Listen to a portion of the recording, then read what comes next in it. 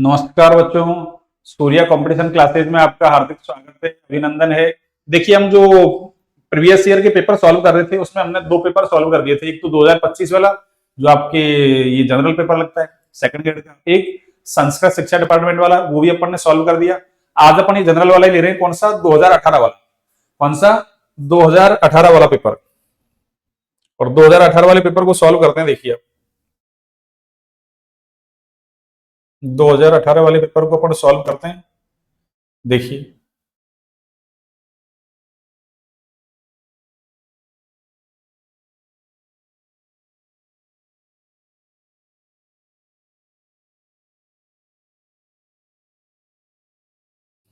हाँ जी,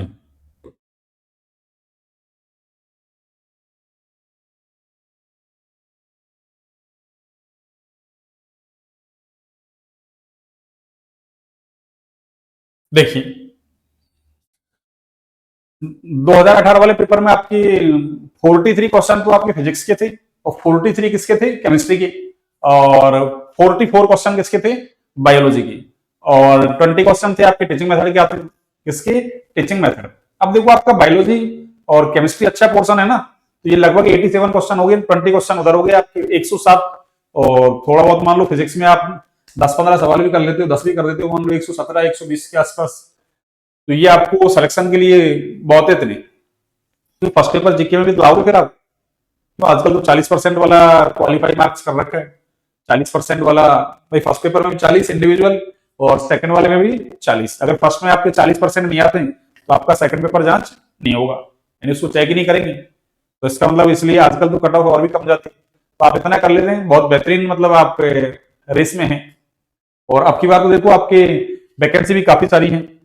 इस बार तो आपकी वैकेंसी भी काफी सारी है। देखिए, इसको हम सॉल्व करते थे। 2018 वाला जो पेपर है ना आपका केमिस्ट्री का, वो कोई टिपिकल पेपर नहीं है बहुत ज्यादा, वो सिंपल है पेपर आपके। देखिए कैसे है, सुनिए आप।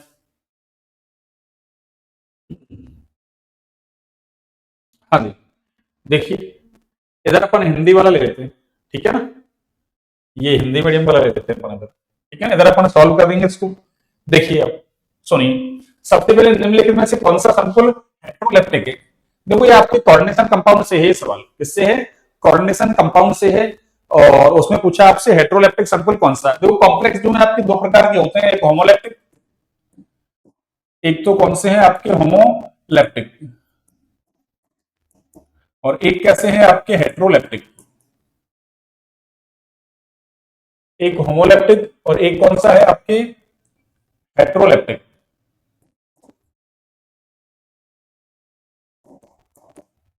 देखो, होमोलैक्टिक का मतलब तो है कि अगर आप जो बड़ा ब्रैकेट देखते हो, तो बड़ा ब्रैकेट जिसको अपन कोऑर्डिनेशन स्फीयर या कोऑर्डिनेशन एंटाइटी बोलते हैं, उसके अंदर सीएमआई के साथ जुड़े हुए सारे लिगेंड एक जैसे हैं, तब तो होमोलैक्टिक। और एक जैसे नहीं है लिगेंड, यानी एक से ज्यादा टाइप के लिगेंड हैं, तो फिर वो कॉम्प्लेक्स कैसा हो जाएगा आपके? हेट्रोलैप्टिक। एक जैसे लिगेंड हैं सारे, यानी एक ही टाइप के लिगेंड हैं, तब तो होमोलैप्टिक। और एक से ज्यादा टाइप के हैं तो फिर हेट्रोलैप्टिक कॉम्प्लेक्स हो जाएगा आप। तो देखिए, हम इसमें देखो, चार के चार सीएन एक जैसे हैं कॉपर के साथ। इसमें भी देखो, प्लेटिनम के साथ चार के चार सीएल लिगेंड है, क्लोरिडो लिगेंड एक जैसे हैं। यहां भी देखो, NH3 जिसको एमीन लिगेंड बोलते हैं, कौन सा? एमीन। ये भी 6 के 6 कैसे हैं? एक जैसे हैं। 6 के 6 लिगेंड कैसे हैं बच्चों? एक जैसे। लेकिन यहां देखिए, अब 4 NH3 एक जैसे हैं, 2 एक जैसे हैं, यानी दो टाइप के लिगेंड आ गए आपके। कितने टाइप के? दो। और मैंने ये कहा एक टाइप के हैं लिगेंड सारे तो होमोलैप्टिक, और एक से ज्यादा टाइप के हैं तो हेट्रोलैप्टिक। तो हमारा सही आंसर कौन सा होगा? फोर्थ। कौन सा होगा? फोर्थ। क्वेश्चन नंबर देखिए आप, अगला 45। ये कोऑर्डिनेशन कंपाउंड से थे आपके, और कोऑर्डिनेशन कंपाउंड से अगला सवाल है आपकी कौन सा? ये सेकंड, मतलब 45 क्वेश्चन। कौन सा? 45। तो निम्नलिखित में से कौन सा उपसह संयोजक यौगिक है? अरे कौन सा कोऑर्डिनेशन कंपाउंड है? तो देखो, जब हम पढ़ते हैं ना कोऑर्डिनेशन कंपाउंड, तो हम पढ़ते हैं एक एडिशन कंपाउंड, योगात्मक यौगिक, या उनको मॉलिक्यूलर कंपाउंड बोल सकते हैं, आणविक यौगिक। उनको जल में व्यवहार के आधार पर दो भागों में बांटते हैं अपन, एक डबल शॉट जिसको द्विप्लवन बोलते हैं, और दूसरा उपसह संयोजक यौगिक। दूसरा क्या है? उपसह संयोजक यौगिक। तो ये कह रहा है निम्न में से कौन सा उपसह संयोजक यौगिक है? देखो, ये वाला जो है ना आपके KCl.MgCl2.6H2, इसको बोलते हैं कार्निलाइन। इसका नाम क्या है? कार्निलाइन। और ये कैसा है? एक डबल सॉल्ट है। डबल सॉल्ट का मतलब तो ठोस अवस्था में था ये, लेकिन उनको पिघला दिया जाए गलित अवस्था में या फिर जल में उनको घोल दिया जाए तो वो आयनों में टूट जाते हैं, वो डबल सॉल्ट कहलाते हैं आपके। और जो ठोस में भी और आपके गलित अवस्था में भी या फिर जलीय विलयन में भी कैसे होते हैं स्थायी, वो आपके उपसंयोजक यौगिक कहलाते हैं, या इनको संकुल यौगिक भी बोल सकते हैं, कॉम्प्लेक्स कंपाउंड। कौन से? Complex compound. अब द्विक लवण है वो सारे आयनों का टेस्ट देते हैं जिनसे मिलकर वो बने होते हैं, जबकि ये उपसय संयोजक यौगिक है सारे आयनों का टेस्ट नहीं देते जिनसे मिलकर ये बने हैं, जिन आयनों से मिलकर बने सबका टेस्ट नहीं देते, कुछ नए आयनों का टेस्ट देते हैं, वो नए आयन कॉम्प्लेक्स आयन कहलाते हैं आपके। ठीक है ना, इनमें आपके आयनिक बंध मिलता है जनरली, इनमें उपसय संयोजक बंध मिलता है। कौन से? उपसय संयोजक यौगिक बंध। इस तरीके से आपको याद रखने। तो ये कार्बोनाइट हो गया, इसका नाम देखो आपने पढ़ा हो तो इसका नाम है मोहर लवण। कौन सा लवण? अरे मोहर लवण। या इसी को शॉर्ट में कहना चाहो तो इसी का नाम क्या है? अरे इसी को बोलते हैं हम FAS। FAS यानी फेरस अमोनियम सल्फेट। इसी का नाम क्या है? मोहर लवण। और ये तो दिख ही रहा है आपको, देखो KAlSO4 का होल ट्वाइस डॉट 12H2, इसको बोलते हैं पोटास एल्म, जिसको फिटकरी कहते हो। इसको क्या कहते हो आप? फिटकरी। या इसी को बोलते हैं पोटास एल्म। Potash Elm. अब सुनिए आप इसमें, हाँ जी, पोटास एल्म। तो इसका फॉर्मूला आप पढ़ते हैं ना, वो ये पढ़ते हैं आप K2SO4 Al2SO4 का होल थ्राइस डॉट 24H2, ऐसा पढ़ते हैं आप। ऐसा आप इसका फॉर्मूला पढ़ते हैं फिटकरी। छोटी क्लासों से पढ़ते हैं, 6वीं 7वीं 8वीं, इनमें 9वीं 10वीं क्लास में पढ़ लेते हैं, पर ऐसा फॉर्मूला नहीं दिख रहा है आपको ना, एनसीईआरटी में ऐसे लिख रखा है। क्यों? देखो यहां, अरे के 2 है, SO4 कितने देखो 3 और 1 4, Al2 कितने हैं 2, अरे ये भी 2 है, ये भी 2 है, SO4 कितने हैं 4 और वो कितने हैं 24। इसने क्या कर दिया? अरे सिंपलेस्ट रेशो कर दिया, अरे सरल अनुपात कर दिया इसने। कौन सा अनुपात बच्चों? सरल अनुपात। देखिए कैसे, मैं आपको समझा देता हूं। देखिए ये 24, बस इन्होंने क्या कर दिया? इसका रेशो निकाल लिया। देखो अरे 2 से कट रहा है ना, 1 1 2 और ये आपके 12, तो देखो पोटेशियम कितना हो गया 1, एल्यूमिनियम भी कितना है 1, ठीक है ना, एल्यूमिनियम भी कितना है आपके 1, और ये कितना है देखो SO4 2 हो गया, 4 का 2 हो गया ना, और ये 24 का 12, तो ये भी क्या है आपके फिटकरी है। तो आपको ऐसे ध्यान रखना है, कहीं कि हमने तो सर ऐसा पढ़ रखा है, ऐसा भी आपको ध्यान रखना है। अब बचा कौन? बचा ये कैसा है? अरे ये उपसह संयोजक यौगिक है। ये तीनों थे ना आपके, ये तीनों, अरे ये द्विक लवण के अंदर पढ़ते हैं हम इन एग्जाम्पलों को। किसके अंदर? द्विक लवण, डबल सॉल्ट। और तीनों ही एग्जाम्पल इंपॉर्टेंट है, एनसीईआरटी में दे रखे हैं। कौन से? डबल सॉल्ट वाले, द्विक लवण वाले, ये सारे आपके एनसीईआरटी में दे रखे हैं। तो उपसह संयोजक यौगिक कौन सा है आपका? बचा हुआ उपसह संयोजक यौगिक ही आपका, बचा हुआ आपका उपसह संयोजक यौगिक ही है। आगे देखिए आप,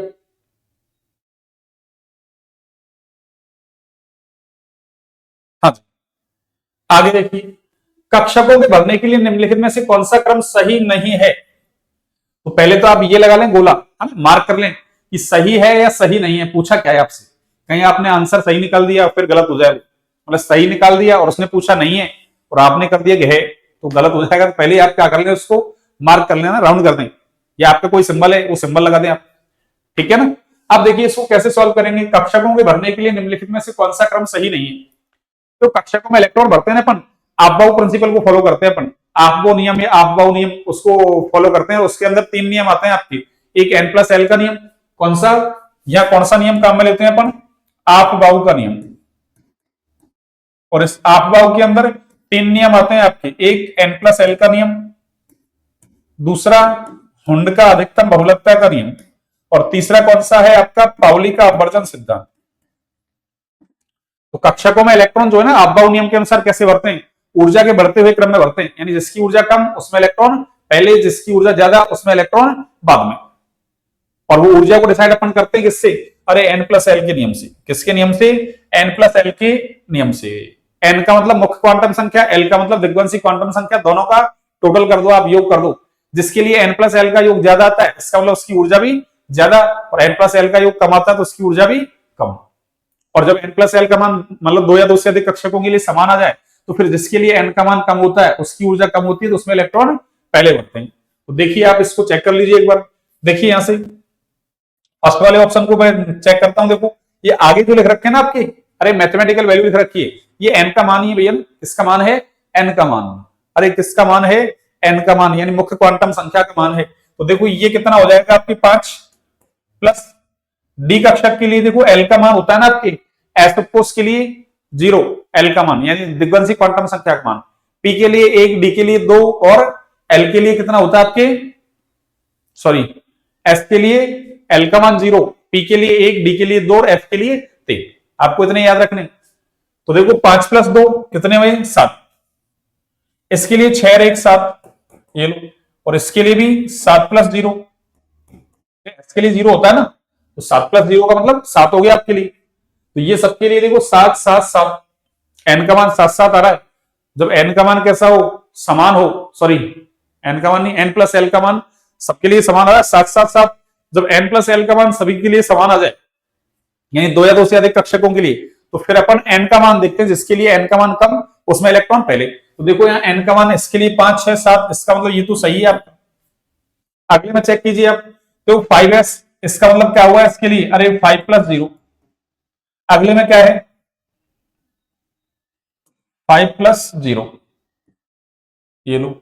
उससे अगले में 4 प्लस 2, क्यों डी के लिए 2 होता है ना, और पी के लिए 5 प्लस 1, वही कितना हो गया टोटल, देखो ये तो 5 ही हो रहा है, वो कितना है 6 और ये 6, तो इसका मतलब पहले 5s में जाएगा इलेक्ट्रॉन, फिर दोनों के लिए समान आ गया, तो इसके लिए 4, एन का मान इसके लिए 5, जिसके लिए एन का मान कम उसमें इलेक्ट्रॉन पहले, तो ये भी सही है। अगला देखिए अब, अगला अगला क्या है, 6s, इसका मतलब 6 प्लस 0, 4f 4 प्लस 3 और 5d का मतलब 5 प्लस 2, तो 6 प्लस 0 6, एन प्लस एल का टोटल क्या है, सबसे कम, इलेक्ट्रॉन सबसे पहले जाएगा, ठीक है। यहाँ 4 3 7, 5 और 2 7, तो फिर क्या देखते हैं, एन का मान इसके लिए 4, इसके लिए 5, इसका मतलब ये भी आपका अरे सही है। तो फिर इसको चेक करते हैं, देखो फिर आंसर तो आएगा ना अपना, भाई 3 सही है तो चौथा ही गलत है, तो सही नहीं है वही तो पूछा है, लेकिन फिर भी अपन चेक कर लेते हैं, इससे सीखोगे आप चीजें। तो क्या होगा, 6 प्लस 0, इधर 5 प्लस 1 और इधर 4 प्लस 3, तो ये तो 6 हो रहा है आपके, ये भी 6 और वो 7 हो रहा है। तो 6 6 में क्या देखते हैं फिर, भाई एन प्लस एल का टोटल समान है, फिर एन का मान देखते हैं, इसके लिए 6 इसके लिए 5, तो पहले इलेक्ट्रॉन 5p में जाना चाहिए, फिर 6s में, जबकि इसने क्या किया, पहले 6s में भर दिया, फिर आपके 5p में भर रहा है, तो ये क्या है, गलत। तो सही नहीं कौन सा है, अरे ये सही नहीं है, ये ही सही नहीं है, और ये हमारा क्या है आंसर। ये लोग कितना सिंपल है। तो हम सारा डिटेल में एक्सप्लेनेशन देख रहे हैं भैया ना, पूरा डिटेल में कंप्लीट एक्सप्लेनेशन देख रहे हैं अपन। इसको अपन आधा आज करवा देंगे, आधा कल करवा देंगे, ठीक है ना। अगला क्वेश्चन देखिए आप, अगला क्या है सुनिए आप। अगला है एक परमाणु जिसका जेड, जेड का मतलब परमाणु क्रमांक, अरे जेड का मतलब क्या है, परमाणु क्रमांक, और ये कितना है 92, और ए मींस द्रव्यमान संख्या, ये कितनी है आपके 238, कितनी है 238। तो ये कह रहा है कि एक परमाणु जिसके लिए जेड इतना ए इतना है, तो वो कौन सा है। तो 92 परमाणु क्रमांक किसका होता है, यूरेनियम का होता है, ऐसे पढ़ते हैं आप। एक्टिनियम 89, उसके बाद 90 थोरियम से लेकर लॉरेंसियम 103 तक एफ ब्लॉक के एलिमेंट से, किसके एफ ब्लॉक, और एफ ब्लॉक में भी दो श्रेणियां हैं, लेंथेनाइड और एक्टिनाइड। तो एक्टिनाइड श्रेणी के सदस्य एक्टिनियम के बाद आ रहे हैं ना, इसलिए एक्टिनाइड। तो वहां थोरियम, उसके बाद प्रोटेक्टिनियम और फिर आता है यूरेनियम। थोरियम 90, प्रोटेक्टिनियम है आपके 91 और यूरेनियम कितना होता है 92। तो इसका मतलब ये सिंबल किसका है आपके, किसका, यूरेनियम का। तो कितना सिंपल पेपर है आपके, ये डायरेक्ट फैक्चुअल पेपर है, इसमें कोई ज्यादा फिजिकल वगैरह इसके ऐसे न्यूमेरिकल्स वगैरह कोई बहुत ज्यादा नहीं है आपके, घुमा फिरा के नहीं पूछा। आगे देखिए O2F2 में ऑक्सीजन की ऑक्सीकरण संख्या, तो ऑक्सीजन की जो ऑक्सीकरण संख्या होती है ना, अरे जनरली कितनी होती है -2। ऑक्सीजन का ऑक्सीडेशन नंबर जनरली कितना होता है -2, ऐसा हम ऑक्सीडेशन नंबर के अंदर पढ़ते हैं 11th क्लास में, -2 होता है। इसके अलावा देखो ये -2 के अलावा आपके ये अरे -1 भी दिखाता है, -1/2 भी दिखाता है, ये +1 भी दिखाता है और +2 भी दिखाता है ये। अरे -1 तो किसमें दिखाता है ये, -1 तो ये पेरोक्साइड के अंदर दिखाता है, किसके अंदर, परऑक्साइड के अंदर, जैसे मान लो आपने क्या ले लिया, H2O2 ले लिया, हाइड्रोजन परऑक्साइड, तो वहां ऑक्सीजन का ऑक्सीडेशन स्टेट कितना होगा आपके -1।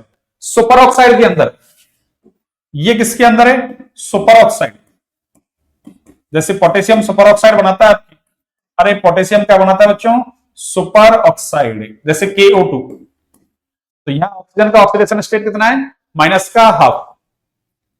+1, +1 किसमें होता है, देखो +1 होता है आपके किसमें, अरे O2F2 के अंदर, किसके अंदर, O2F2 के अंदर है। अरे ऑक्सीजन, 2 ऑक्सीजन है, 2 फ्लोरीन है, और फ्लोरीन तो आवर्त सारणी का सबसे ताकतवर एलिमेंट है भी है ना, इसकी इलेक्ट्रोनेगेटिविटी सबसे ज्यादा होती है, इसलिए इस पर -1 चार्ज होगा, कितना, -1। इसके सामने तो कोई सा एलिमेंट्स हो, ये हमेशा -1 ऑक्सीडेशन स्टेट दिखाएगा। तो एक फ्लोरीन का -1, तो 2 का -2, और ऑक्सीजन भी कितने, 2, और बराबर में लेके जाओगे तो +2, तो 2 का +2, तो 1 का +1 ही होगा। और ये हमसे पूछा है कि O2F2 के अंदर ऑक्सीजन का ऑक्सीडेशन स्टेट कितना है, तो +1। कि सर +2 किसमें होगा, अरे +2 हो जाएगा आपके इसमें, देखो O2 नहीं, OF2 के अंदर, किसके अंदर, OF2, ऑक्सीफ्लोराइड, OF2, एक फ्लोरीन का -1, 2 का -2, बराबर में लेके जाओगे +2, ऑक्सीजन एक ही आपकी बात। और ये कब मानते हैं, ये जनरली मानते हैं, अरे ये जनरली, सामान्यतः, ये जनरली, ये लो सामान्यतः मानते हैं, ठीक है। तो ये मैंने आपको डिटेल में एक्सप्लेन कर दिया। आगे देखिए, अगला देखिए अब, हाँ जी, अगला क्या है, HCO3 माइनस, इसका संयुग्मी क्षारक पूछ रहा है, HCO3 माइनस का संयुग्मी क्षारक। देखो हम एक मतलब अम्ल क्षार अवधारणा पढ़ते हैं, एसिड बेस कंसेप्ट, उसमें 3 अवधारणाएं पढ़ते हैं, एक आरएनएस की, एक ब्रोंस्टेड लॉरी और एक लुईस अवधारणा। ये किस पर आधारित है, अरे ब्रोंस्टेड लॉरी सिद्धांत पर आधारित है। कौन सा, ब्रोंस्टेड लॉरी। और ब्रोंस्टेड लॉरी क्या कहता है, सुनो, अरे लॉरी क्या लॉरी गाता है, वो ये गाता है कि जो H+ देता है ना, अरे कोई भी सब्सटेंस यानी कोई पदार्थ H+ देगा वो एसिड कहलाएगा, और जो H+ लेगा, यानी जो H+ लेगा वो क्या कहलाएगा आपके, अरे वो बेस कहलाएगा। यहां सॉल्वेंट कुछ भी हो सकता है आपके, वाटर भी हो सकता है, या वाटर के अलावा और कोई सा भी सॉल्वेंट हो सकता है, जलीय विलयन या फिर कोई अजलीय विलयन, कुछ भी हो सकता है। तो जो H+ लेगा वो एसिड, और जो H+ लेगा वो अरे बेस। और फिर आगे क्या कहता है कि एसिड H+ देके अपना कॉन्जुगेट बेस बनाता है, यानी संयुग्मी क्षार बनाता है, और बेस H+ लेके अपना संयुग्मी अम्ल बनाता है। आगे और भी बोलता है, प्रबल अम्ल है तो संयुग्मी क्षार दुर्बल, दुर्बल अम्ल है तो संयुग्मी क्षार प्रबल।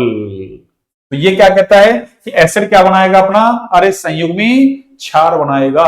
तो ये कह रहा है कि इसका संयुग्मी क्षार कौन है, इसका मतलब ये एसिड है, और ये एसिड है HCO3 माइनस, तो एक H+ और देगा तो CO3 पे कितना चार्ज आ जाएगा, अरे -2 चार्ज आ जाएगा, कितना, -2। तो ये क्या बनाएगा आपके CO3 -2। ये क्या है इसका, अरे ये कॉन्जुगेट बेस हो गया आपके संयुग्मी क्षार। और ये क्या है, कॉन्जुगेट एसिड, अरे ये क्या है, कॉन्जुगेट एसिड। कॉन्जुगेट एसिड का क्या बन गया, कॉन्जुगेट बेस बन गया, ठीक है ना। और अगर हमसे उल्टा पूछ लेता है कि इसका संयुग्मी अम्ल क्या है, तब तो हम क्या करते, ये क्षार होता तो H+ ले लेता, और H+ लेता तो H2CO3 बना देता, जो आप उसको बोलते हो आप क्या, H2CO3, उसको कार्बोनिक एसिड बोलते हो आप। कौन सा एसिड, कार्बोनिक एसिड, ठीक है। ये बाइकार्बोनेट आयन है आपके, ये कौन सा है, बाइकार्बोनेट आयन है। अगला देखिए अब, अगला क्या है, मानव रुधिर का पीएच। तो मानव रुधिर है ना वो हल्का सा क्षारीय होता है, और आपको डायरेक्टली तो फैक्चुअल है, आपकी बायोलॉजी में भी चलता है, केमिस्ट्री में भी है, ठीक है ना। तो मानव रुधिर का पीएच हल्का क्षारीय होता है, और हल्का क्षारीय, क्षारीय देखो हल्का क्षारीय कहा मैंने, ये तो अम्लीय है, ये तो वैसे नहीं होगा, ये भी अम्लीय है हल्का, ये भी नहीं होगा, ये तो देखो थोड़ा ज्यादा हो गया, मैंने क्या कहा, हल्का क्षारीय। फिक्स है 7.4, डायरेक्ट याद रखना आपको कि मानव रुधिर का पीएच कितना होता है, 7.4। अगला देखो, फिर फैक्चुअल सवाल है, यदि प्रक्रम स्वतः प्रवर्तित हो, तो स्वतः प्रवर्तित प्रक्रम का मतलब क्या है, कोई ऐसा प्रोसेस जो अपने आप हो जाए, तो या फिर उसको एक बार इनिशिएट कर दिया जाए और उसके बाद उसको क्या प्रॉपर कंडीशन दी जाए जो चाहिए उसको, और फिर वो लगातार होता रहे, तो उसको भी हम क्या बोलते हैं, स्वतः प्रवर्तित प्रक्रम। जैसे मान लो अरे बारिश हुई तो जल ऊंचे तल से नीचे तल की और अपने आप चला गया, हमने थोड़ी भेजा उसको। और मान लो अरे कोयले का दहन, जैसे कोयले को जला दिया, अपने आप जलेगा क्या? नहीं जलेगा। हमने क्या किया, एक बार उसको जला दिया और उसके बाद प्रॉपर ऑक्सीजन की सप्लाई करते रहे, उसका दहन होता रहेगा। यानी ये प्रोसेस चलता रहेगा कि ये भी कैसा है, स्वतः प्रवर्तित। और थर्मोडायनेमिक्स में इसको कैसे समझाते हैं, स्वतः प्रवर्तित प्रकरण के लिए अपन गिब्स मुक्त ऊर्जा का मान लेते हैं। किसका? गिब्स मुक्त ऊर्जा का। उसके लिए एक समीकरण है आपकी, कौन सी? अरे ये वाली समीकरण आपने पढ़ी होगी, इसको गिब्स हेल्महोल्ट्ज समीकरण बोलते हैं। डेल्टा जी बराबर delta H minus T delta S. और इस समीकरण का नाम क्या है आपके? गिब्स हेल्महोल्ट्ज समीकरण। अब अगर किसी अभिक्रिया के लिए डेल्टा जी कैसा आ जाए, अरे ये नेगेटिव आ जाए, कैसा आ जाए ये वैल्यू? नेगेटिव, तब तो वो कैसा होगा? अरे स्वतः प्रवर्तित। तब तो कैसा होगा? स्वतः प्रवर्तित। और किसी अभिक्रिया के लिए डेल्टा जी का मान कैसा आ जाए? पॉजिटिव, तो फिर वो कैसा होगा? अस्वतः प्रवर्तित। तो हमको क्या देखना है? स्वतः प्रवर्तित का मतलब अरे डेल्टा जी कैसा होना चाहिए? नेगेटिव। ये तो delta G greater than zero है, जीरो से ज्यादा है, इसका मतलब तो पॉजिटिव है। आगे देखो, ये बराबर है तो ये लेसर देन है, यानी जीरो से कम। और जीरो से कम का मतलब क्या? नेगेटिव ही तो होगा। तो फिर आपके आंसर कौन सा हो जाएगा? ये वाला नहीं होगा, डेल्टा जी बराबर डेल्टा एच नहीं होगा। ठीक है ना, डेल्टा जी बराबर डेल्टा एच नहीं होगा। ठीक है ना, तो सही आंसर कौन सा हमारा? ये। अगला देखिए अब,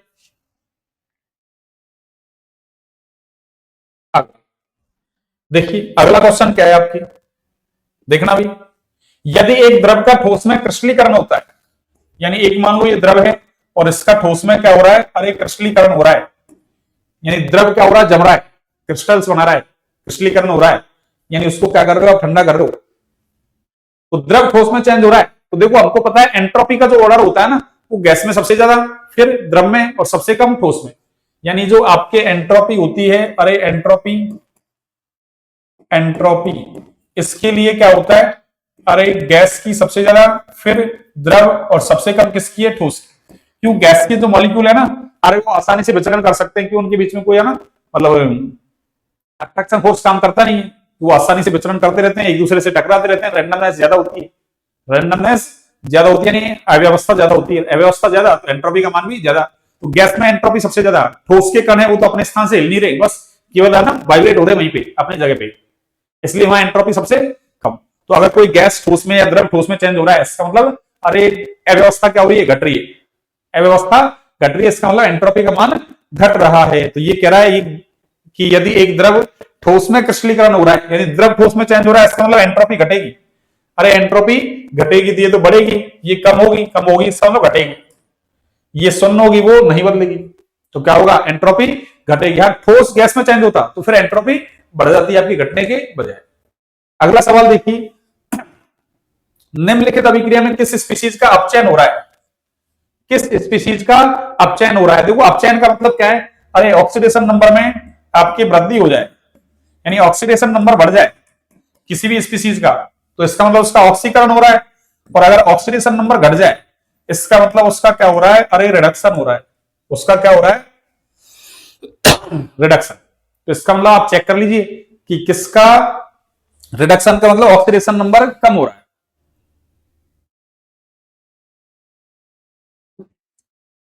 किसका ऑक्सीडेशन नंबर कम हो रहा है? देखिए आप यहां कॉपर का 0। अरे स्वतंत्र अवस्था में कैसा होता है भाई? 0।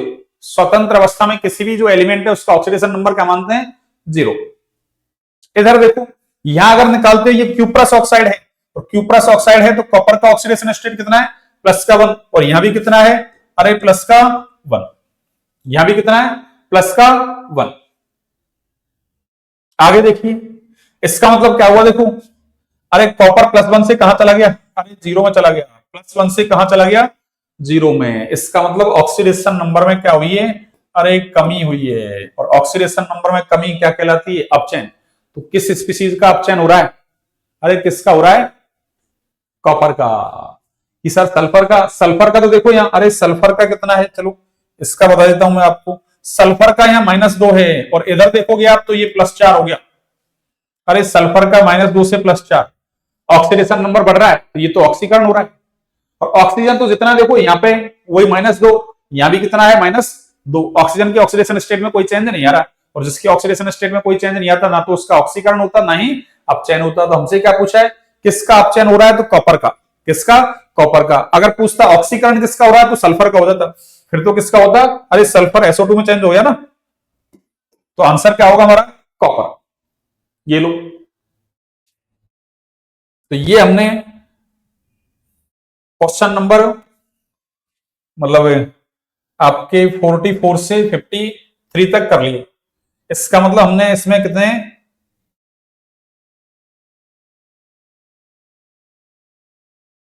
10 क्वेश्चन कर लिए। कितने? 10। अगला देखिए आप 54। 54 देखिए आप, ये भी देखो आपने सीधे फैक्चुअल है सवाल, फैक्ट है सीधे, आपको याद रखना है। देखो क्या है, बकमिंस्टर फुदरिन। देखिए ये सवाल अभी फर्स्ट ग्रेड में भी आया है। अरे ये सवाल आपकी फर्स्ट ग्रेड में भी आया है। ये सवाल कहां? फर्स्ट ग्रेड में है। लेकिन कौन से पेपर में? फर्स्ट पेपर जो जीके वाला आता है ना, जीके एंड जीएस वाला, उस पेपर में आया ही। कौन सा? कि ये जो फुदरिन है इसके अंदर अरे कितने तो आपके 5 सदस्यीय वाले हैं, कितनी 6 सदस्यीय वाले हैं, यानी कितने तो पेंटागनल है, कितने हेक्सागोनल है। हेक्सागोनल या हेक्सागोनल कुछ भी बोल दो आप, पेंटागोनल यानी 5 सदस्यीय वाले कितनी है, 6 सदस्यीय वाले कितनी है। अब ये तो सीधा डेटा है, मतलब फैक्ट है, याद करना आपको। तो जो 5 सदस्यीय वाले हैं वो तो 12 होती हैं, और 6 सदस्यीय वाले हैं वो कितनी है आपके 20। 12 20 कितने हो गए? 32। तो आपको सीधे याद रखना है 5 सदस्यीय वाले और 6 सदस्यीय वाले क्रम से दे रखा है। क्रम से कौन है? तो 5 पहले लिखा हुआ तो पहले 5 वाला फिर 6 वाला, तो ऑप्शन कौन सा हो जाएगा? 12 और 20। बकमिंस्टर फुलर, ये सॉरी फुदरिन, यानी बकमिंस्टर फुलर के नाम पर इसका नाम क्या रखा है? फुदरिन रखा है भैया। बकमिंस्टर फुलर के नाम पर क्या नाम रखा है इसका? फुदरिन। यानी इसके अंदर कितने C60 60 कार्बन है, एक C70 भी होता है, पर C60 वाले की जो संरचना है वो फुटबॉल के समान होती है, इसलिए इसको बकमिंस्टर फुलरिन कहते हैं। अगला देखिए आप, निम्नलिखित में से कौन सा कॉपर का ऑक्साइड है, यानी कॉपर का ऑक्साइड कौन सा है? तो आपके एनसीईआरटी में टेबल बनी हुई है बिल्कुल बाकायदा, उसमें आपको अयस्क दे रखे हैं और उसका फॉर्मूला दे रखा है, तो वो टेबल आपको बिल्कुल एटलीस्ट याद होनी चाहिए।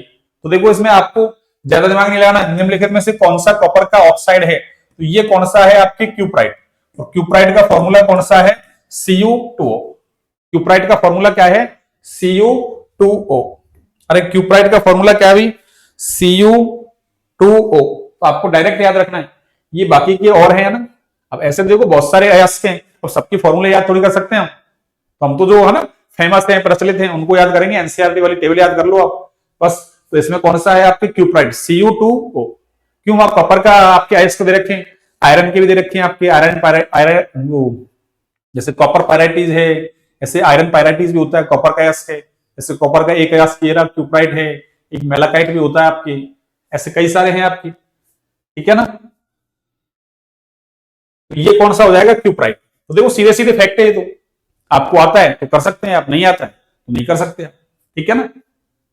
अगला देखिए, अगला सवाल अच्छा है पर इसको डिलीट कर दिया भी इसको ना। ये सवाल तो अच्छा है पर इसको क्या कर दिया? अरे इन्होंने डिलीट कर दिया भैया ना। देखिए सवाल में क्या है, सुनिए आप। देखिए ये ऐसे मैं साइड में लिख लेता हूं, देखो आपके लिए साइड में लिख लेता हूं मैं। देखिए हाँ, इस वाले को देखिए आप, ये ऐसे है देखो आपकी CH3 और ये CH2 और इसमें क्या है? Free radical. ये फ्री रेडिकल है भैया ना, इसने जो ये डॉट लगा रखा है ना, ये इलेक्ट्रॉन लगा रखा है इसने, है ना, इस कार्बन के ऊपर नहीं लगाया, अरे इसने ऐसे बड़ा बड़ा लगा दिया, ये थोड़ा इसने मिस्टेक कर रखी है ना। और दूसरा क्या है आपकी? दूसरा ये है, मैं अगर इसको ओपन करके लिखूं तो CH3 और ये आपका, या ऐसे लिख दो देखो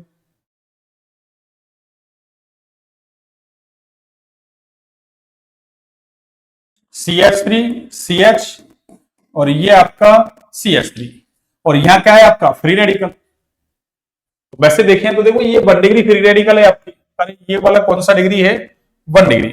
अच्छा सवाल है देखो, इसको देख लो आप। वैसे डिलीट कर दिया इसको, अच्छा तो है, इसको डिलीट क्यों किया देखो अभी देखते हैं। वैसे डिलीट तो नहीं करना चाहिए था पर ना इसको डिलीट कर दिया। देखिए सुनिए, इसने कहा है CH3 CH2 फ्री रेडिकल से CH3 का होल्ड सी फ्री रेडिकल अधिक स्थायी है, यानी ये कह रहा है कि ये वाला अरे ज्यादा स्थायी है, यानी ये वाला स्टेबल ज्यादा है। क्या कह रहा है ये?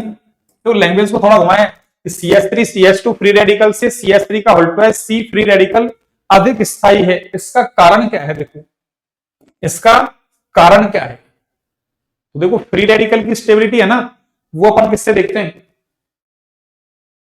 अनुनाद से भी देख सकते हैं, प्रेरणिक प्रभाव से भी देख सकते हैं, अति संयुग्मन प्रभाव से भी देख सकते हैं। इसका मतलब इलेक्ट्रोमेरिक से नहीं देखेंगे, तो इलेक्ट्रोमेरिक है नहीं, तो अनुनाद प्रभाव और मीजोमेरिक प्रभाव तो एक ही बात है।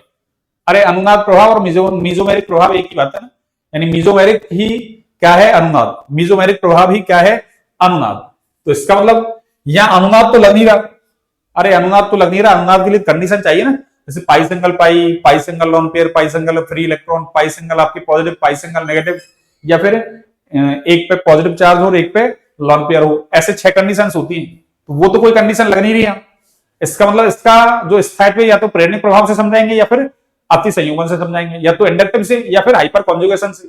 अब देखो इसने कहा है इससे अधिक स्थायी, इसका कारण देखो, तो ये भी कारण है इसका और ये भी कारण है इसका, तो इसके 2 आंसर हो गए। लेकिन वैसे इसको डिलीट नहीं करना चाहिए ना, क्यों? अब दोबारा से अगर मान लो ये सवाल आ जाए आपकी, अरे दोबारा से ये वाला सवाल अगर आपके आ जाए ना, तो आपको करना क्या है सुनिए, आपको आंसर कौन सा लगाना है? ये वाला आंसर लगाना है। कौन सा? अति संयुग्मन। अगर दोबारा से ये सवाल आता है, वैसे पहले डिलीट हो चुका है, पर दोबारा से मान लो आता है, तो आपको सही ऑप्शन कौन सा लगाना है? ये। वैसे दोनों सही हैं, पर हमसे मोर करेक्ट पूछे, तो साइंस में तो अपने ऐसे चलता है, ये भी सही ये भी सही, पर ज्यादा सही कौन सा है, उस आंसर को अपन प्रायोरिटी देते हैं। तो ज्यादा सही कौन सा है? अति संयुग्मन। क्यों?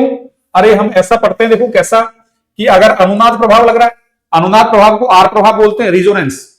अति संयुग्मन को हाइपर कॉन्जुगेशन बोलते हैं, और प्रेरणिक प्रभाव को क्या बोलते हैं? इंडक्टिव इफेक्ट, यानी आई प्रभाव। जब तीनों प्रभाव एक साथ लग रहे हैं, तो फिर क्या होगा? अरे रिजोनेंस डोमिनेंट होगा किस पर? हाइपर पर, और हाइपर डोमिनेंट होगा किस पर? इंडक्टिव इफेक्ट पर। यानी अनुनाद के अकॉर्डिंग आंसर दिया जाएगा। और मान लो अनुनाद नहीं लग रहा, तो फिर बचे दो, हाइपर और इंडक्टिव। तो कौन डोमिनेंट है ज्यादा? अरे हाइपर, तो हाइपर कॉन्जुगेशन को डोमिनेंट मानेंगे, इसलिए आंसर सही कौन सा है? अति संयुग्मन। यानी ज्यादा करेक्ट कौन सा है? अति संयुग्मन। जैसे डोमिनेंट का मतलब, अरे अपन पढ़ते हैं छोटी क्लासों में, मेंडल ने एक लंबा पौधा लिया, एक बौना पौधा लिया, लंबा पौधा प्रभावी था, डोमिनेंट था, वो डोमिनेंट नहीं था, रिसेसिव था। जब उनका क्रॉस कराया तो F1 पीढ़ी में जो पौधे मिले वो लंबे मिले थे, इसका मतलब लंबे वाले कैसे थे? प्रभावी। तो लंबे वालों ने अपना प्रभाव बनाए रखा किस पर? अरे बौने वालों पर। तो ऐसे केमिस्ट्री के अंदर आप ऐसे इफेक्ट काम में लेते हैं कि एक डोमिनेंट है, एक कौन सा है, मतलब उससे कम वाला है, तो डोमिनेंट वाले के अकॉर्डिंग आंसर देते हैं। तो डोमिनेंट फैक्टर कौन है यहाँ? अरे अति संयुग्मन। कौन सा है? अति संयुग्मन। तो मैं ऐसे कर दूं, देखो इसको आपके लिए, कि सही तो ये भी है और सही ये भी है, पर मैंने क्या कर दिया? अरे मैंने क्या कर दिया कि इसको मैंने सिंगल टिक लगा दिया, इसको मैंने डबल टिक लगा दिया। इसका मतलब ये ज्यादा डोमिनेंट है बजाय उसकी। ठीक है ना? फिर से अगर आता है सवाल तो आपको ये करना है।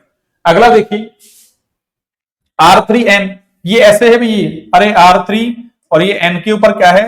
Lone pair. N के ऊपर क्या है? Lone pair. अब पूछ रहा है ये क्या है? अरे ये इलेक्ट्रॉन स्नेही है, नाभिक स्नेही है, या मुक्त मूलक है, या कार्ब रेनायन है? तो कार्ब रेनायन में तो कार्बन के ऊपर नेगेटिव चार्ज होता है, यहां तो नेगेटिव चार्ज थोड़ी ना है। कार्बन मुक्त मूलक, अरे मुक्त मूलक में तो ऐसा एक ऑड इलेक्ट्रॉन होता है, ऐसा ऑड इलेक्ट्रॉन होता है, विषम इलेक्ट्रॉन। इसका मतलब ये भी नहीं होगा, और अरे ये भी कहां गया? मुक्त मूलक भी नहीं होगा। अब कौन है? नाभिक स्नेही। और एक कौन बचा? इलेक्ट्रॉन स्नेही। पर नाभिक स्नेही में एक कंडीशन पढ़ते हैं अपन, कि ऐसे उदासीन अणु जिनमें केंद्रीय परमाणु का अष्टक पूरा हो और उसके पास कम से कम एक लोन पेयर हो। एक से ज्यादा है तो कोई दिक्कत नहीं, पर कम से कम एक लोन पेयर होना चाहिए, तो वो नाभिक स्नेही का काम करता है। तो ये 3 डिग्री एमीन है, तो यहाँ नाइट्रोजन के पास लोन पेयर है, और यहाँ नाइट्रोजन का क्या? अरे ऑक्टेट कंप्लीट है भाई। ऑक्टेट कैसा है? कंप्लीट। इसका मतलब ये क्या है? अरे ये नाभिक स्नेही है। क्या है? नाभिक स्नेही। नाभिक स्नेही की 2-3 कंडीशन पढ़ते हैं, पढ़ा रखी है पीछे। अपना जो सूर्य कंपटीशन क्लासेज आपका चैनल है ना, उस पे मैंने शायद 51-52 क्लास अपलोड कर दी आपके जीओसी वाली। अच्छी क्लास है, बेहतरीन कंटेंट है आपकी, उसको देखिए आप। सेकंड ग्रेड क्या फर्स्ट ग्रेड के सवाल ही उससे सॉल्व हो जाएंगे आपके, नीट जेई वगैरह सबके। आप एक बार उसको ना विजिट कीजिए वहां, जो बच्चे नए हैं पुराने हैं वो लगातार देखें, साफ सुंदर नोट्स बनाए, पीडीएफ भी आपको टेलीग्राम चैनल पर डाल रखी है सारी, ऐसे कैसे, बिल्कुल आपको, ठीक है ना, फ्री ऑफ कॉस्ट। अब देखिए अब इसका मतलब ये क्या है, नाभिक स्नेही, और ये भी नहीं है, ठीक है ना, इलेक्ट्रॉन स्नेही भी नहीं है। तो नाभिक स्नेही के लिए एक तो जिनके ऊपर नेगेटिव चार्ज होता है वो नाभिक स्नेही होते हैं। एक अभी ये कंडीशन बताई मैंने, केंद्रीय परमाणु का अष्टक पूरा हो और उस पर कम से कम एक लोन पेयर हो, उदासीन हो, और एक जिनमें डबल बॉन्ड मिलता है या ट्रिपल बॉन्ड मिलता है, बहुबंध युक्त जो आपके यौगिक होते हैं, जैसे एल्किन वगैरह है, एल्काइन वगैरह है, आपके बेंजीन वगैरह है, वो किसका काम करते हैं, असंतृप्त हाइड्रोकार्बन ढीले बंधे हुए पाई इलेक्ट्रॉनों की वजह से नाभिक स्नेह का काम करते हैं। ऐसे में 3-4 कंडीशंस मैंने लिखवा रखी। अगला देखिए अब, अगला कैसे करेंगे, सुनिए, हाँ जी, अगला देखिए अब, अगला कैसे करेंगे, सुनिए। ये अभिक्रिया दे रखी है आपको, देखो बेंजीन रिंग दे रखी और एक CH3COCl, यानी इसको अपन बोलते हैं एसिटिल क्लोराइड। अरे इसका नाम क्या है बच्चों, एसिटिल, एक सेकंड में इधर लिखता हूं, देखो आपको ये क्या है, अरे एसिटिल क्लोराइड है आपकी, इधर लिख देता हूं, चलो ये है आपके एसिटिल क्लोराइड। अरे ये क्या है आपके एसिटिल क्लोराइड, और देखो साथ में निर्जल AlCl3 दे रखा है, हीट कर रखा है, और इसने क्या बना रखा है, अरे इसका नाम है एसिटोफिनॉन। इसका नाम क्या है बच्चों, एसिटोफिनॉन। कौन सा, एसिटोफिनॉन। तो हम एक अभिक्रिया पढ़ते हैं क्या, एरोमेटिक यौगिकों की लाक्षणिक अभिक्रिया होती है आपके ARSC अभिक्रिया, ARSE। अरे कौन सी होती है, ARSC अभिक्रिया। ARSE बोल दो इसको आप, या इसको आप ESR बोल दो, इलेक्ट्रोफिलिक सब्स्टिट्यूशन रिएक्शन। अब AR तो मैंने इसलिए लिख दिया चूंकि एरोमेटिक यौगिक देते हैं ये, उनकी कैसी ये कैरेक्टरिस्टिक रिएक्शन है, यानी लाक्षणिक अभिक्रिया, एरोमेटिक इलेक्ट्रोफिलिक सब्स्टिट्यूशन रिएक्शन। अब उसके अंदर हम कई सारे पढ़ते हैं, जैसे हेलोजनीकरण, नाइट्रीकरण, सल्फोनीकरण, ऐसे एक फ्रीडेल क्राफ्ट अभिक्रिया आती है। और फ्रीडेल क्राफ्ट अभिक्रिया दो प्रकार की होती है, एक एल्किलीकरण और दूसरा एसिलीकरण, असाइलेशन। अब एसिलीकरण में चाहो तो आप दो प्रकार कर सकते हो, एक एसिटिल ग्रुप जुड़े तो एसिटिलीकरण, और बेंजोइल ग्रुप जुड़े तो बेंजोइलीकरण। ये बेंजोइलीकरण वाली 12th क्लास में पढ़ते हैं अपन। तो इसका मतलब एसिटिल ग्रुप जुड़ा है यहां जाके, अरे ये वाला ग्रुप क्या है, आपके एसिटिल ग्रुप है, एसिटिल ग्रुप का जुड़ना एसिटिलीकरण कहलाता है। तो ये अभिक्रिया कौन सी है, अरे ये अभिक्रिया आपके फ्रीडेल क्राफ्ट एसिटिलीकरण अभिक्रिया है। कौन सी है, या कहीं इसको असाइलेशन बोल देते हैं, एक बात है एसिलीकरण का हो, एसिटिलीकरण का हो, एक ही बात है। तो ये अभिक्रिया कौन सी है आपके, अरे ये अभिक्रिया आपके फ्रीडेल क्राफ्ट, कौन सी बच्चों, फ्रीडेल क्राफ्ट एसिटिलीकरण अभिक्रिया है ये। कौन सी, एसिटिलीकरण, ये लो फ्रीडेल क्राफ्ट एसिटिलीकरण अभिक्रिया है ये, ठीक है ना। तो ये पूछ रहा है इस अभिक्रिया में जो निर्जल AlCl3 है ना, अरे उसका काम क्या है, मतलब ये किसका काम कर रहा है। और निर्जल AlCl3 तो वैसे हमको पता है, अरे ये तो लुईस एसिड का काम करता है भाई। किसका काम करता है, लुईस एसिड का काम करता है। ये यहां से क्या करेगा, अरे यहां से ये जो आपकी ये है ना CH3COCl एसिटिल क्लोराइड है ये, इससे क्या करेगा, अरे ये AlCl3 क्या करेगा भाई, यहां से इसके पास तो इलेक्ट्रॉनों की कमी है ना, क्यों AlCl3 में Al के पास 6 इलेक्ट्रॉन है, तो ये किसका काम करेगा, अरे अष्टक पूरा करने के लिए लोन पेयर ले सकता है ना। और लुईस क्या कहता है, जो लोन पेयर देता है वो 4 लेता है वो अम्ल, तो लुईस के अकॉर्डिंग क्या है ये अम्ल, इसलिए नाम क्या हो गया लुईस अम्ल। तो ये क्या करता है, यहां से अरे इस हेलोजन को ले जाता है यहां से, और जैसे हेलोजन को लेके जाएगा तो इससे जो ये कार्बन धनायन बनेगा ना ऐसा, अरे इसको मैं ऐसे लिख दूं, ऑक्सीजन को मैंने इधर लिख दिया, इसके ऊपर क्या आ गया +4, और इसके अंदर क्या होगा, अरे इसके अंदर आपके अनुनाद हो जाएगा भाई, क्या हो जाएगा, अनुनाद। देखो अपन ने एक कंडीशन पढ़ी है ना कि समीपवर्ती परमाणुओं पर लोन पेयर और पॉजिटिव चार्ज हो तो वहां अनुनाद लग जाता है, तो यहाँ अनुनाद लग जाएगा आपके, ये वाला लोन पेयर अरे इधर आ जाएगा। तो जैसे ही इसमें अनुनाद लगेगा तो इसकी अनुनादी संरचना कैसे बनेगी, अरे ऐसे बनेगी, ऐसे, ये ट्रिपल बॉन्ड O और इस पे क्या आएगा +4। और ऐसे कार्बोकैटायन हैं, इनको हम पीछे कह के आ रहे हैं क्या, अरे ऐसे कार्बोकैटायन को हमने पीछे बोला है क्या, आपको याद हो तो इसको हमने बोला सब्स्टिट्यूटेड कार्बोकैटायन। सब्स्टिट्यूटेड, बहुत सारे सवाल करवा रखे मैंने, carbocation, substituted carbocation, substituted carbocation highly stable होते हैं। ये रिजोनेंस वाले अनुनाद वाले हैं ना, उनसे भी ज्यादा स्थायी होते हैं। कौन? सब्स्टिट्यूटेड कार्बोकैटायन है तो अनुनादी, अनुनाद का बड़े स्पेशल टाइप है, नाम क्या है इसका? Substituted carbocation. ठीक है, तो इसका मतलब ये किसका काम कर रहा है यहां? अरे ये लुईस अम्ल का काम कर रहा है। किसका? लुईस अम्ल का। आगे देखिए, निम्नलिखित में से कौन सा बहुलक ताप दृढ़ बहुलक है? कौन सा? ताप दृढ़। देखिए ताप दृढ़ का मतलब क्या है, सुनिए आप। अरे ताप दृढ़ का मतलब क्या है?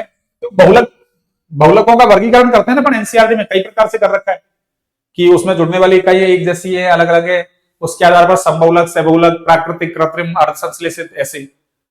और एक ऐसे ही आपकी ताप दृढ़, ताप सुनम। तो एक ताप सुनम बहुलक होते हैं, कौन से? ताप सुनम। ये तो कौन सा है? ताप दृढ़। एक कौन से होते हैं? ताप सुघट्ट कह दो या सुनम में कह दो, एक ही बात है। ताप सुनम या इन्हीं को क्या बोल सकते हैं? ताप सुघट्ट। और इंग्लिश में कहो तो थर्मोप्लास्टिक। कौन से?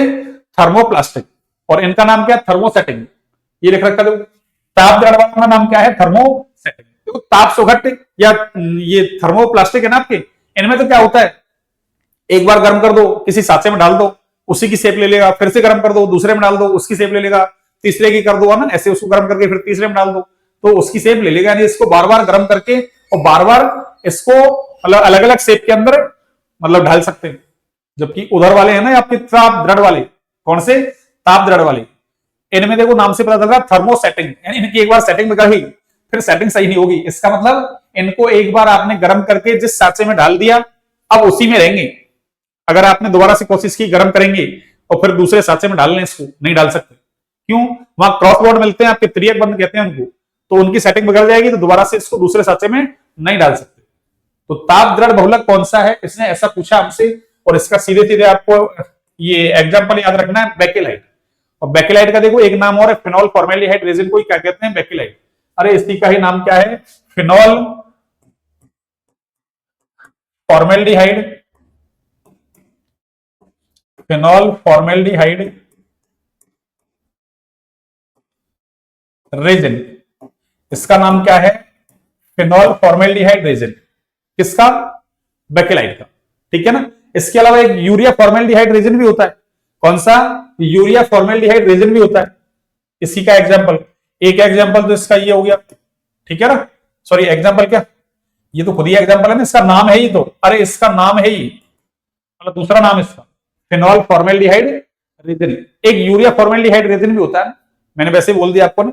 यूरिया फॉर्मेल्डिहाइड रेजिन वो भी कैसा है? ताप दृढ़ बहुलक। आपके दोनों एनसीईआरटी में दे रखे हैं। ताप दृढ़ बहुलक में एक कौन सा है? Urea formaldehyde resin. जैसे ये फिनॉल और फॉर्मेल्डिहाइड से बन रहा है, ऐसे को यूरिया और फॉर्मेल्डिहाइड से बन जाएगा। अगला देखिए आप,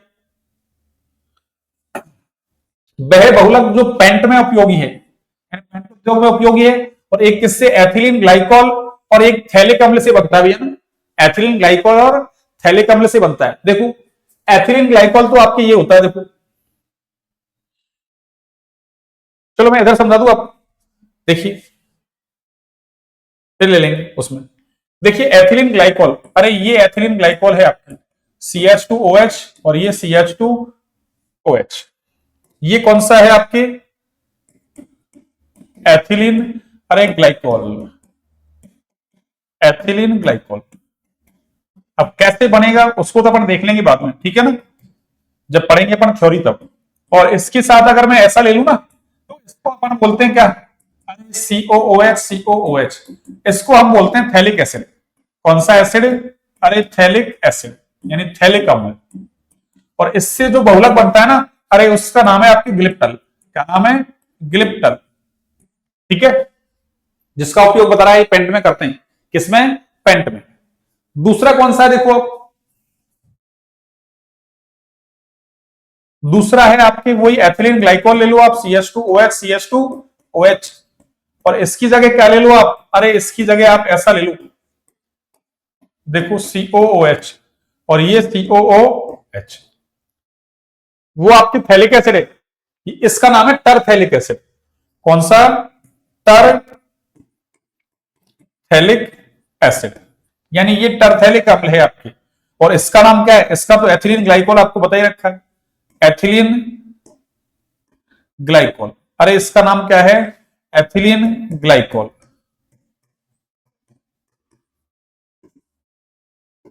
इसका नाम क्या है? Ethylene glycol. और इससे जो बनता है ना आपकी, अरे वो बनता है आपकी टेरिलीन। इससे क्या बनता है? टेरिलीन, या फिर इसको क्या बोलते हैं? अरे डेक्रोन। टेरिलीन या फिर डेक्रोन बोलते हैं भैया ना, या तो टेरिलीन या फिर डेक्रोन। ये आपके हेलमेट वगैरह बनाते हैं ना, जो हेलमेट वगैरह लगाते हैं उनमें काम में आता है टेरिलीन या डेक्रोन। ठीक है ना? तो आपको ध्यान रखना है ये थैलिक, ये कौन सा है? टरथैलिक एसिड। कौन सा है? टरथैलिक एसिड। ठीक है ना? एक थैलिक एक आइसोथैलिक भी होता है। जैसे ये तो क्या है आपके 1-2 पोजीशन यानी ऑर्थो पे है, ये 1-4 पैरा पे है। पैरा वाले का नाम क्या है? टरथैलिक। एक होता है आपके मेटा वाला, उसको आइसोथैलिक बोलते हैं। थैलिक, आइसोथैलिक और टरथैलिक। तो आपके एक थैलिक काम आ रहा है, एक टरथैलिक काम आ रहा है। ठीक है ना? आगे देखिए, हाँ जी, इधर देखिए आप, ये 60 तक हो गया अपने। आगे देखिए आप, पेपर कोई बहुत ज्यादा टिपिकल नहीं था आपके, सीधे सीधे फैक्ट दे रखे हैं बस। देखिए अगला सवाल क्या है? दवा जो बुखार को कम करती है। अरे दवा जो बुखार को क्या करती है आपके? कम। उसका नाम क्या है? एनसीईआरटी में लिख रखा है। अरे जो दवा बुखार को कम करती है, यानी अपन एक पढ़ते हैं पीड़ाहारी। पीड़ाहारी यानी जो पीड़ा को या दर्द को कम कर दे, वो पीड़ाहारी कहलाते हैं। ऐसे रसायन जो पीड़ा या दर्द को कम करते हैं वो आपके पीड़ाहारी कहलाते हैं। 2 प्रकार के होते हैं, एक स्वापक और एक अस्वापक। स्वापक का मतलब तो दर्द या पीड़ा दूर हो जाए और व्यक्ति को उसकी लत लग जाए, जैसे दारू। अरे मैं दारू है ना, मैं शराब नहीं पीता, क्यों पीता हूं? गम भुलाने के लिए ना, गम वगैरह नहीं भूलते, पर कुछ समय के लिए उसको ऐसा लगता है। ठीक है ना? ऐसे गांजा, चरस, भांग, हेरोइन, अफीम वगैरह, ये कैसे हैं? दर्द या पीड़ा को दूर तो कर रहे हैं पर व्यक्ति आदी हो जाएगा, इनका लत लग जाएगी। एक होते हैं आपने पैरासीटामोल ली, सिर दर्द हुआ, सिर दर्द दूर, आपने लेना बंद कर दिया, उनको बोलते हैं अस्वापक पीड़ाहारी। एक, ठीक है ना? तो ये कह रहा है जो बुखार को कम करे, अरे उसको बोलते हैं एंटीपायरेटिक। क्या बोलते हैं? एंटीपायरेटिक। ठीक है ना? ये पायरेटिक शब्द ये टेम्परेचर से लिया है ना, तो बुखार में क्या टेम्परेचर बढ़ जाता है। अरे नॉर्मल जो टेम्परेचर होता है ना मानव का, स्वस्थ मानव के शरीर का, वो 37 डिग्री सेल्सियस होता है, उससे बढ़ जाए तो फिर क्या है? व्यक्ति अस्वस्थ हो जाएगा। तो यही तो है ये एंटीपायरेटिक। इसका मतलब अरे ज्वर या बुखार को क्या करे? कम करे। ठीक है ना? तो एंटीपायरेटिक हो गया। प्रतिजनन क्षमता औसत। प्रतिजनन क्षमता औसत है। प्रतिजनन क्षमता औसत का मतलब है अरे जो जनन क्षमता को क्या करते हैं? कम, यानी जनसंख्या नियंत्रण के लिए काम में लिए जाते हैं। जैसे आजकल के लोग हैं ना, नई पीढ़ी है, वो बहुत ज्यादा काम में लेती है ना। ठीक है ना? तो क्यों जनसंख्या बहुत सारी बढ़ गई। अरे भारत तो अरे भाई जनसंख्या के मामले में तो दुनिया का सबसे है ना अव्वल देश हो गया है। सबसे ज्यादा हम, फिर हमारा पड़ोसी, पहले पड़ोसी था चाइना, अब हम हो गए। ठीक है? तो देखिए इसमें देखो कौन सा है आपके? नोवेस्ट्रॉल। कौन सा है? नोवेस्ट्रॉल। और एक इसके अलावा इसका देखो, इसका एक नाम और है, ये नोवेस्ट्रॉल को ही क्या बोलते हैं? एनसीईआरटी में दे रखा है आपके एथाइनिल, एथाइनिल ऐसा नाम दे रखा है आपकी एस्ट्राडाइल। अब आपको डायरेक्ट याद रखने हैं, एथाइनिल एस्ट्राडाइल। एक तो एथाइनिल एस्ट्राडाइल है आपके, और एक है आपके नॉरएथिनड्रोन। नॉरएथिनड्रोन। ठीक है ना? नोवेस्ट्रॉल या इसको एथाइनिल एस्ट्राडाइल बोलते हैं, या फिर देखो इसका नाम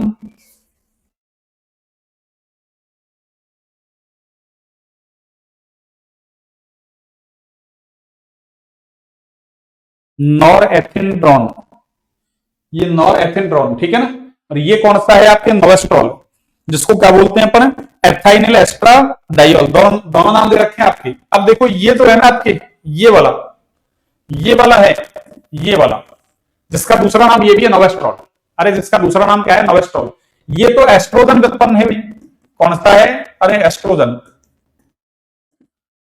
एस्ट्रोजन व्युत्पन्न है ये तो। ये कौन सा है आपके? एस्ट्रोजन। और ये जो है ना आपके, ये प्रोजेस्टेरॉन व्युत्पन्न है भी। कौन सा? प्रोजेस्टेरॉन व्युत्पन्न। तो प्रतिजनन क्षमता औसत का उपयोग किसमें करते हैं? जनसंख्या नियंत्रण। इसमें जनसंख्या नियंत्रण में तो ये तो प्रोजेस्टेरॉन व्युत्पन्न है, जिसको गर्भावस्था हार्मोन भी कहते हैं। कौन सा हार्मोन? गर्भावस्था हार्मोन। एक एस्ट्रोजन है, ये कौन सा है? एस्ट्रोजन। ठीक है ना, ये हार्मोन्स हैं। उसको ऊपर वाले को गर्भावस्था हार्मोन भी कहते हैं। गर्भावस्था के दौरान ये स्रावित होता है हार्मोन, और ये एस्ट्रोजन है महिलाओं में द्वितीयक लैंगिक लक्षणों के लिए। ठीक है ना, जो उत्तरदायी है ये एस्ट्रोजन। एक प्रोजेस्टेरोन, ये महिलाओं के हार्मोन है। आगे देखिए, निम्नलिखित में से अनपचायी शर्करा है, ये सवाल भी अच्छा देखो आपके। निम्नलिखित में से अनपचायी शर्करा है कौन सी है? देखिए, अनपचायी यानी नॉन रिड्यूसिंग शुगर। कौन सा? अरे नॉन रिड्यूसिंग शुगर, यानी जो रिड्यूस नहीं करे। अरे अपचायित नहीं करे। क्या नहीं करे? अपचायित नहीं करे। और किसको? अरे टॉलेन अभिकर्मक और जो फैलिंग विलियन है ना आपकी, उसको क्या नहीं करे? अरे इसको रिड्यूस नहीं करे। क्या नहीं करे? रिड्यूस, अपचायित नहीं करे। वो आपके अनपचायक शर्करा कहलाती है। और जो टॉलेन अभिकर्मक और फैलिंग विलियन को क्या कर दे? अपचायित कर दे, वो आपकी कौन सी शर्करा कहलाती है? अरे अनपचायक शर्करा कहलाती है। तो जितने भी मोनोसेकेराइड होते हैं आपके, वो सारे कैसे हैं? अरे मोनोसेकेराइड कैसे हैं आपके? अपचायक। इसका मतलब अरे वो क्या करते हैं आपके, क्या करते हैं? टॉलेन अभिकर्मक और फैलिंग विलियन को अपचायित कर देते हैं। एक ये तो है ही है। इसके अलावा देखो आपकी डाइसेकेराइड। कौन सा? अरे डाइसेकेराइड। इसके अंदर आपको क्या याद रखना है? डाइसेकेराइड में हम एनसीईआरटी के अंदर तीन पढ़ते हैं आपके, है ना। मतलब डाइसेकेराइड के अंदर तीन एग्जांपल, एक सुक्रोज, लैक्टोज, माल्टोज। सुक्रोज को एक्सु शर्करा, कैन शुगर भी बोलते हैं। लैक्टोज को दुग्ध शर्करा, दूध में पाई जाती है। और माल्टोज को माल्ट शुगर बोलते हैं। इनमें से देखो आपके भाई ग्लूकोज मोनोसेकेराइड के अंदर आ रहा है, इसका मतलब ये तो होगा।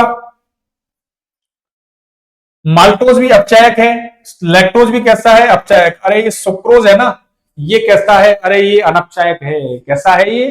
अनपचायक है। तो हमको पता है टॉलेन अभिकर्मक फैलिंग विलियन के साथ में जो टेस्ट देते हैं वो कौन देते हैं आपके? एल्डिहाइड देते हैं, कीटोन नहीं। तो लैक्टोज माल्टोज के अंदर तो क्या है? अरे दो मोनोसेकेराइड की इकाइयां हैं, तो एक इकाई के पास क्या होगा?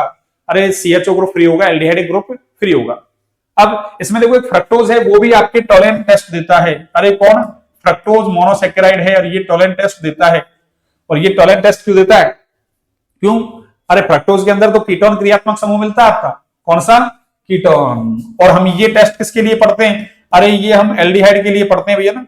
किसके लिए पढ़ते हैं? एल्डिहाइड के लिए पढ़ते हैं कि एल्डिहाइड ये टेस्ट देते हैं, लेकिन कीटोन ये टेस्ट अरे नहीं देते। लेकिन फ्रक्टोज फिर भी इस टेस्ट को देता है, टॉलेन अभिकर्मक और फैलिंग विलियन को अपचायित करता है। क्यों? टॉलेन अभिकर्मक फैलिंग विलियन के अंदर अपन मीडियम जो लेते हैं ना, वो बेसिक लेते हैं।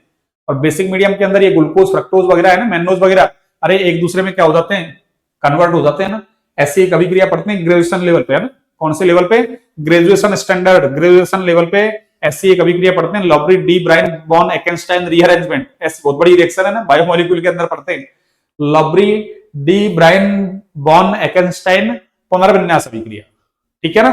तो उस वजह से क्या है, ये फ्रक्टोज है ना, इसमें कीटोन क्रियात्मक समूह है। अरे ये टॉटोमर है ना, मतलब टॉटोमराइज हो जाता है, ये चला व्यवस्था दे देता है। और ये किसमें कन्वर्ट हो जाएगा? आपके ग्लूकोज में।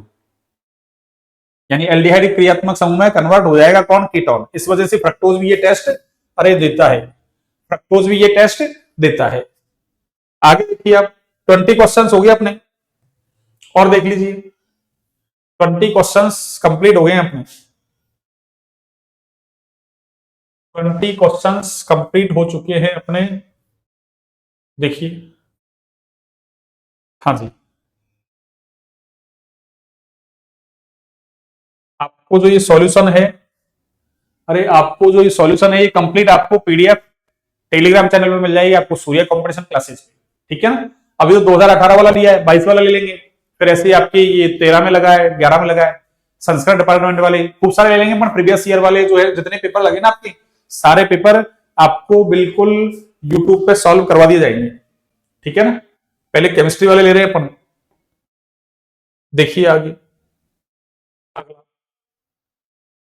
हाँ जी, अगला देखिए आप, ये भी सीधा ही है देखो आपके, फैक्ट है सीधे ही। अरे ये भी सीधे ही क्या है आपके? फैक्ट। आपको याद रखना है, देखो फैक्ट क्या है, सुनिए।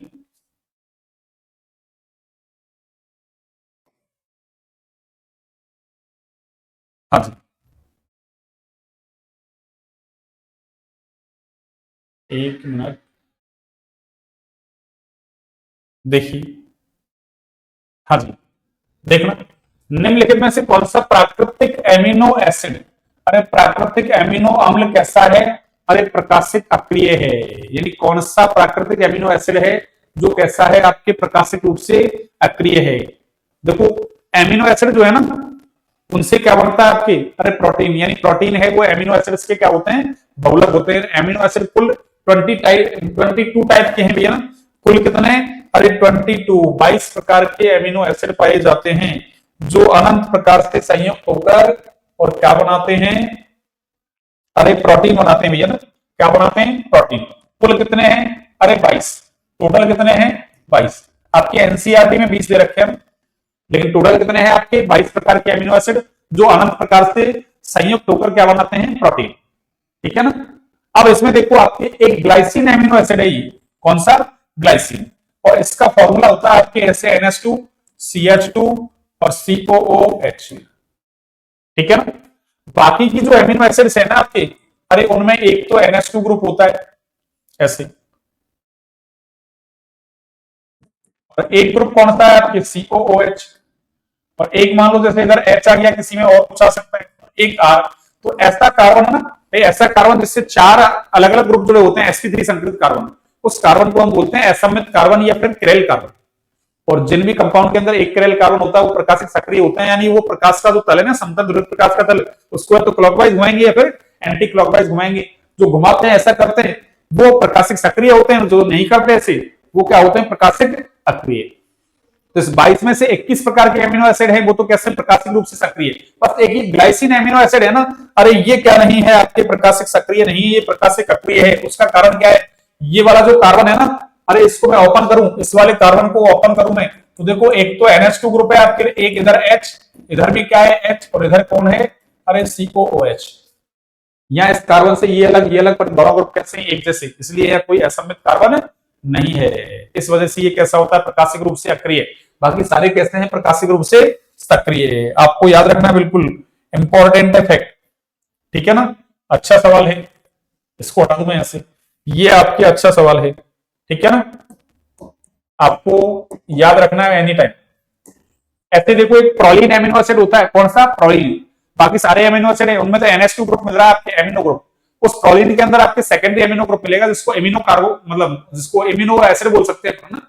अरे प्रोलीन जो एमिनो एसिड है ना, उसको क्या कह सकते हैं, एमिनो। क्यों, वहां NH ग्रुप मिलेगा आपके सेकेंडरी एमिनो, जबकि बाकी सब में प्राइमरी। तो ऐसे सवाल आपको याद रखने। ठीक है ना। कौन सा, प्रोलीन, अरे प्रोलीन, ये आपको याद रखना है। इसमें ऐसा सेकेंडरी एमिनो ग्रुप है, ऐसा, अरे ऐसा ग्रुप है उसमें। ठीक है ना। तो ये एमिनो क्या है, कार्बोक्सिलिक एसिड। कौन सा है, एमिनो कार्बोक्सिलिक एसिड। बाकी सारे कैसे, एमिनो कार्बोक्सिलिक एसिड ग्रुप है इनमें ना। अधिशोषण की डेल्टा H, अधिशोषण की डेल्टा H का मतलब, अरे अधिशोषण एंथैल्पी, डेल्टा H का मतलब एंथैल्पी, और किसकी, अधिशोषण की। अरे डेल्टा H तो एंथैल्पी, और किसकी कह रहा है, अधिशोषण की। ये कैसी होती है, शून्य, ऋणात्मक, धनात्मक या अनंत। अब देखो अधिशोषण जो होता है ना, अरे वो दो प्रकार का होता है, एक भौतिक अधिशोषण फिजिकल एडजॉर्प्शन, और एक होता है आपके रासायनिक अधिशोषण केमिकल एडजॉर्प्शन, या इसको कीमोजॉर्प्शन भी कह सकते हैं ना, कीमोजॉर्प्शन, या हिंदी में तो क्या कहेंगे उसको, हिंदी तो मुझे ध्यान नहीं है ना, रासायनिक अधिशोषण, या उसको कीमोजॉर्प्शन भी कह सकते हैं। उसमें क्या होता है, जो भौतिक अधिशोषण में तो क्या है, अरे कोई भी अधिशोष से वो अधिशोषक के ऊपर आके दुर्बल वांडरवाल है ना, बंध बना लेगा। कौन से, दुर्बल वांडरवाल बंध। तो एनर्जी यहां भी निकलेगी, निकलने को तो, अरे बंध बनता है उस दौरान एनर्जी निकलती है, पर यहां बहुत कम निकलती है, अधिशोषण एंथैल्पी बहुत कम होती है। जबकि यहाँ रासायनिक बंध बनता है आपके, या तो आयनिक बंध या सहसंयोजक बंध ऐसे बनेगा, और उस दौरान क्या होगा, अरे आयनिक बंध दुनिया का सबसे मजबूत बंध है भैया ना, ये तो मजबूत बंध है ना। रासायनिक अधिशोषण में अधिशोषक की सतह पे आएगा तो रासायनिक बंध बनाएगा, और उस दौरान ऊर्जा बहुत ज्यादा निकलेगी। तो रासायनिक अधिशोषण की जो अधिशोषण एंथैल्पी वो ज्यादा होती है, और इसकी कम होती है। ठीक है ना, इसका मतलब एनर्जी निकल रही है, अरे एनर्जी निकल रही है, और एनर्जी निकलती है तो अभिक्रिया ऊष्मा छेपी, और अभिक्रिया ऊष्मा छेपी तो उसके लिए डेल्टा एच कैसा होगा, नेगेटिव होगा। अरे डेल्टा एच कैसा होगा, नेगेटिव है। तो यहाँ क्या होगा, अधिशोषण की जो एंथैल्पी है डेल्टा एच, वो सदैव कैसी होती है, अरे ऋणात्मक होती है। कैसी होती है, ऋणात्मक, चाहे भौतिक अधिशोषण हो चाहे रासायनिक। क्यों, उस दौरान बंध का निर्माण होगा, वहां वीक बनेंगे या स्ट्रॉन्ग बन जाएंगे, और बनेंगे तो सही, एनर्जी निकलेगी, यहाँ कम निकलेगी, बहुत ज्यादा एनर्जी निकलेगी तो उष्मा छेपी तो क्या हुआ, डेल्टा एच नेगेटिव। ये लो, कितना सिंपल है आपके। एक सवाल और देख लीजिए आप, वे पदार्थ जो उत्प्रेरक की क्रियाशीलता को क्या करते हैं, अरे घटाते हैं। वे पदार्थ जो उत्प्रेरक की क्रियाशीलता को घटाते हैं, कुछ ऐसे होते हैं जो बढ़ाते हैं, कुछ ऐसे होते हैं जो घटाते हैं। जो बढ़ाते हैं उनको वर्धक बोलते हैं ना, उनको क्या बोलते हैं, वर्धक। वर्धक इंग्लिश क्या है, प्रमोटर। भाई जो उत्प्रेरक की क्रियाशीलता को बढ़ाए, और उत्प्रेरक की क्रियाशीलता बढ़ेगी तो उत्प्रेरक क्या करेगा, अभिक्रिया के वेग को तेजी से बढ़ा देगा ना, वो वर्धक कहलाएंगे आपके। और ये कैसा है, जो घटाते हैं, अरे वो पॉइजन का काम करते हैं। किसका काम करते हैं, पॉइजन का काम करते हैं, विष का काम करते हैं, विषकारक। इसने यही कहा है कि वे पदार्थ, यानी वह पदार्थ जो उत्प्रेरक की क्रियाशीलता को घटाते हैं क्या कहलाते हैं, अरे विषकारक कहलाते हैं। क्या कहलाते हैं, विषकारक, या इनको संदमक भी बोल सकते हैं, विषकारक, या फिर इन्हीं का ही नाम क्या है, अरे संदमक, इनहिबिटर, ऐसा भी कह सकते हैं इनको। वैसे इसने तो क्या लिखा है, पॉइजनस लिखा है ना, विषकारक, या इनहिबिटर, संदमक भी कह सकते हैं इनको ना। इनहिबिटर वो प्रमोटर है, ये ध्यान रखना, इनिशिएटर है ये तो प्रारंभक है कि भाई प्रारंभ करवाता है क्या, ऐसा कुछ नहीं है ना। जो घटाएगा क्रियाशीलता को वो विषकारक या संदमक, इनहिबिटर इंग्लिश में कहो तो, या पॉइजनस, और जो बढ़ाते हैं वो वर्धक, प्रमोटर। ठीक है ना। उसके बाद अब हमने कितने कर लिए, 23 क्वेश्चंस कर लिए। टोटल कितने क्वेश्चन आए, 43। बचे हुए 20 क्वेश्चंस हैं, उनका कल एक्सप्लेनेशन फिर से देखते हैं। ठीक है बच्चों, चलिए तो आज की क्लास को यहीं तक रखते हैं ना। क्लास अच्छी लगे तो क्लास को लाइक, सब्सक्राइब, शेयर करें। आपको सारा कंटेंट यहीं पे मिलेगा, बिल्कुल है ना। सूर्य कंपटीशन क्लासेस पे आपको सारा कंटेंट मिलेगा, केमिस्ट्री से रिलेटेड, बायो फिजिक्स वगैरह, उनको भी देखते हैं अभी। और अभी तो आपकी केमिस्ट्री चल रहा है, और उसके बाद फिर आपके जीके वगैरह की क्लासेस भी उसमें लगाएंगे। ठीक है ना। चलिए धीरे धीरे करके है ना। और मैंने कह रखा है आपको 200 क्रॉस हो जाएंगे तब अपन लाइव क्लास लिया करेंगे। कौन सी लाइव, अभी तो अपने 173 सब्सक्राइबर हो गए इसमें।